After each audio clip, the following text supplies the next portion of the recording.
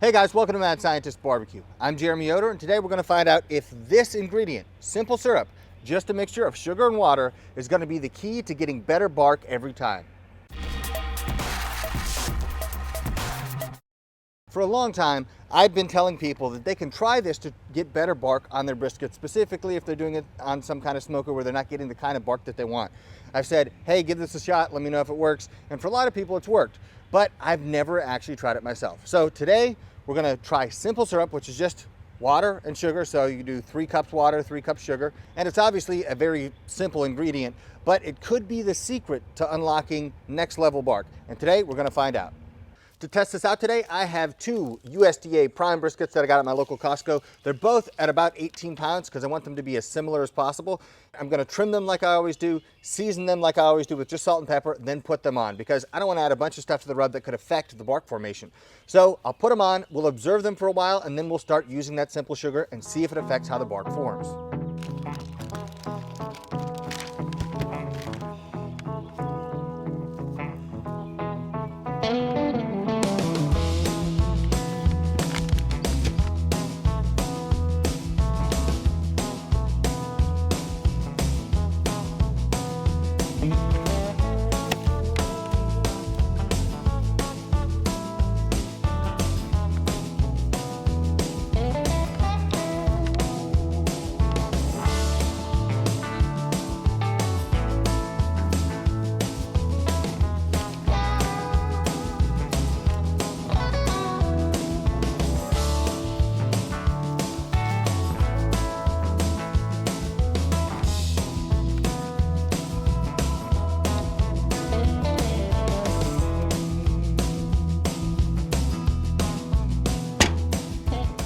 Let me give you some details about this cook. We are going to cook at 250 degrees. I'm cooking on the Fat Stack 80. I'm taking one of my last opportunities to cook on this thing before it leaves me forever.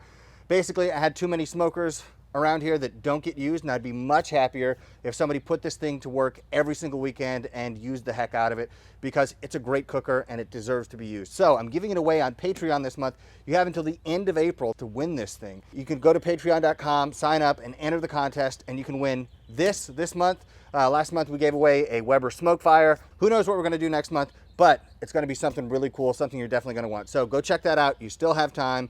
Don't miss out on your opportunity to get a Fat Stack 80 before 2023.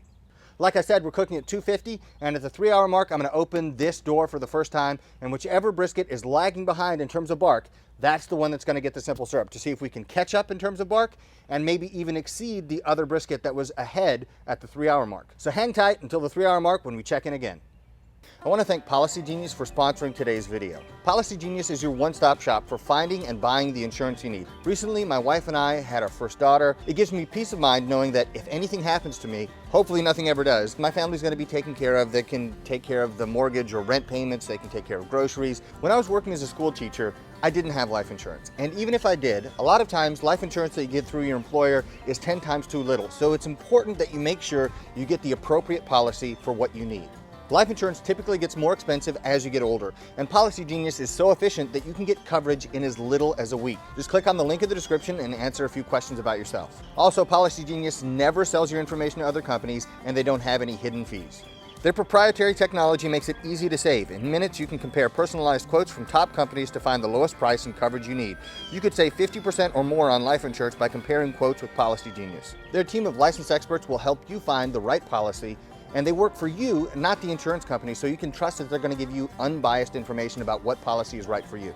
So if you want to make sure that the people you care most about in this world are taken care of, no matter what happens to you, head on over to policygenius.com/MadScientistBBQ to get your free quotes and see how much you could be saving today. It's been a little over 3 hours now, so we're going to open this up and see which brisket has a little bit less bark, and we're going to start spraying it with our simple syrup.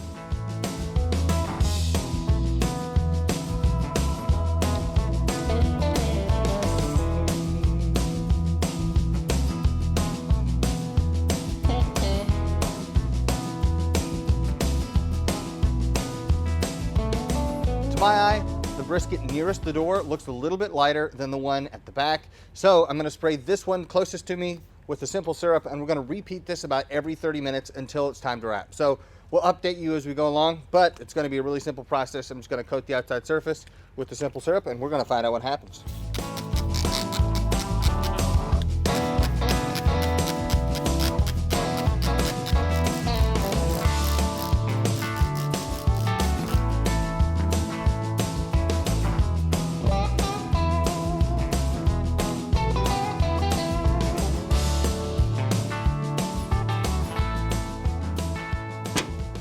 Okay, I gotta be honest, at this point, I'm not really seeing much of a difference at all. So we're gonna take this all the way to the wrap and we're gonna finish the cook.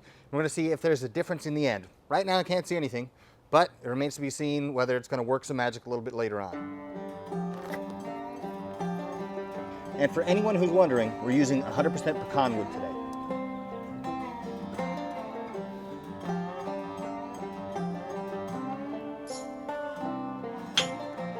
At this point, it's been a total of about 8 hours unwrapped. So we'll go maybe a little bit further, but then we're gonna wrap them up.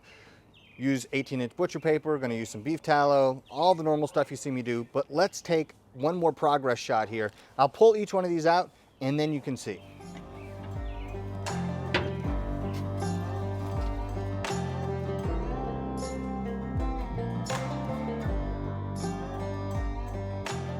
First, we have the simple syrup brisket. This one is really sticky on the outside, not a big shock there. It's got good color. I wouldn't say it's got super barky bark, but it's really not that bad. Let's take a look at the one we did just like I always do it.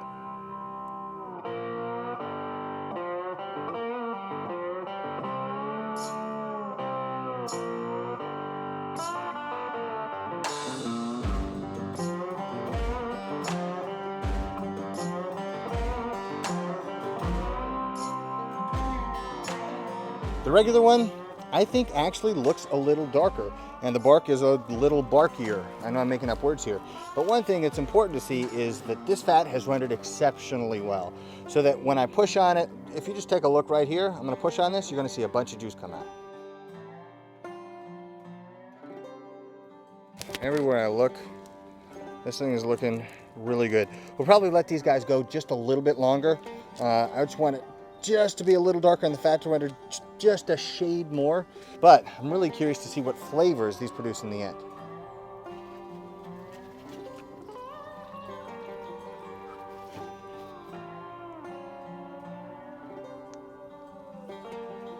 It's time to wrap, so I'm gonna show you wrapping one. I'm gonna do the other one the exact same way. Really simple. 2 sheets of 18-inch wide butcher paper, some beef tallow, and then the magic of time.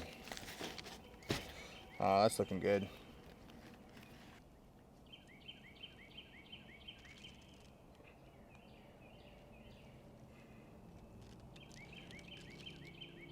There we go.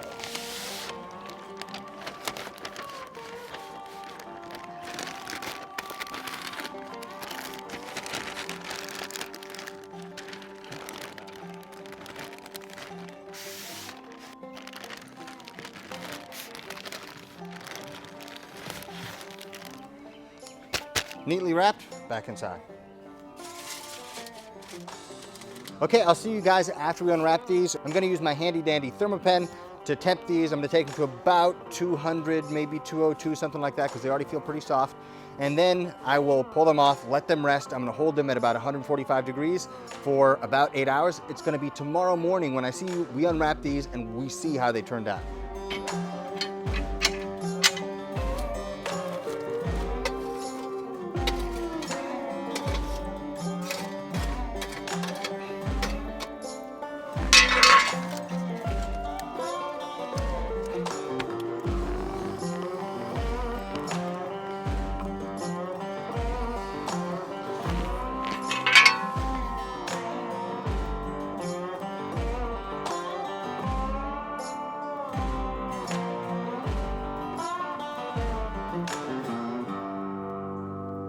Okay, it's the next day. Let's see how a nice long rest treated these guys.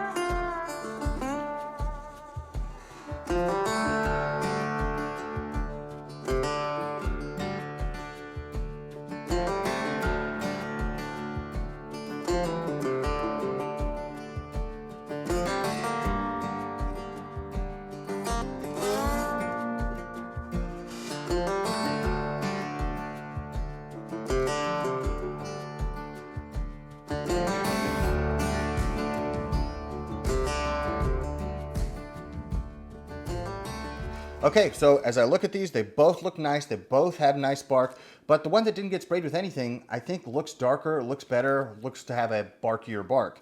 And I even swapped these. I moved the one that was getting sprayed to the back side. I moved the one that wasn't getting sprayed to the front about halfway through the cook. And so I tried to do everything to keep it as equal as possible, but it just looks like it didn't really help. One thing that is important though is none of that sugar burned on the outside of the one that was getting sprayed. And so if we just look at the appearance, I'd give the nod to the one that didn't get sprayed with anything. But let's cut off the end cut. Let's see kind of what we can examine about that. And then we'll take a bite, we'll compare the flavor and see if there's any merit to this at all, or if it's just kind of a waste of time.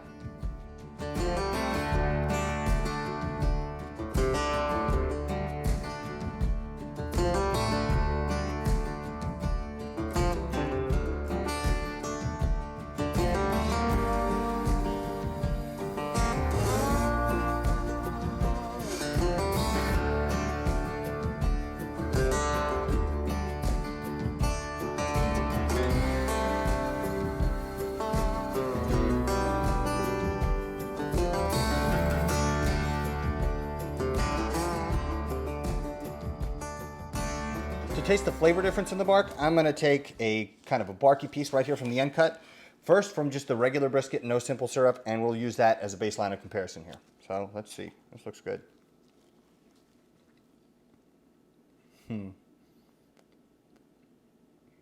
That's regular? So good. Never gets old.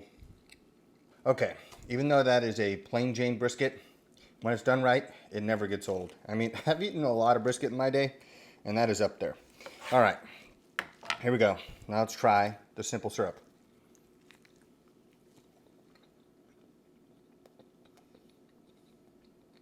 It definitely tastes the sweetness. I think maybe it makes the smoke flavor get a little lost in the background. All right, I think I have some answers at this point. So first of all, the regular, just plain salt and pepper brisket came out exactly how I want it because that's how I always cook it. And so it could be in part because that's what I'm used to and that's what I'm going for in my head is something that ends up like that. Now, with the simple syrup, I don't think it really contributed to the bark. Now, there is a sweetness on the outside. It kind of tastes like the whole brisket is somehow dipped in honey or something. But if you're looking for sweet with your brisket, then yeah, totally fine, go for it. I just don't think it really helps the bark. And the other thing that I'm not super thrilled about is that I think it inhibited the fat from rendering on the top because every time I sprayed it, it would cool that fat down and it didn't render as well as just a regular brisket. So it didn't help the bark and I think it really inhibited how well the fat rendered on there. And the third thing, and to me this is the most crucial, is that I think it drowns out some of the smoke flavor. So when I have just the regular salt and pepper brisket, no spray, smoke flavor is boom, right there in your face and it's just super nice and I just want more of it. With the one that I sprayed, there's smoke flavor there, but it's just not one of the main characters in terms of the flavors that you get in your mouth. So for me, I'm going no simple syrup anytime in the future. That's why I've never really sprayed with apple juice, but I think vinegar is totally fine to spray with. Water is totally fine. Anything you want to spray with is totally fine. Simple syrup if you want to. But for me, in my opinion, for the results that I've gotten today, simple syrup isn't the answer. One thing I forgot to mention is the simple syrup brisket, the point right where it was facing the fire, right here at the edge, it got pretty crusty. It didn't really want to slice. And if you take a bite of this, it tastes like pure sugar. But I think it kind of burned a little bit, just right on that edge. Nowhere else on the brisket. I mean, the fat still rendered okay, not as well as I wanted to. But the risk of burning, I think, increases with sugar. So keep that in mind if you try this out yourself. If you guys have ever tried it, let me know in the comments. And then let me know what you thought of it. If you had completely different results or if I didn't do it the way that you do, let me know. I'm totally willing to try this again. Because for me, the pursuit of better barbecue is always fun. Now, I haven't figured everything out, but I'm thoroughly enjoying the process. So let me know in the comments what you guys think about this, or if you've done it a different way and gotten different results. Also, don't forget about Patreon. If you want to win that Fat Stack 80, you can go over to Patreon and check that out, enter the contest, and that Fat Stack 80 could be yours very soon. If you guys enjoyed this video, hit the like button down below, and don't forget to subscribe to the channel. You can also follow me on Instagram, Facebook, Twitter, and Patreon at Mad Scientist BBQ. I'll see you guys next time.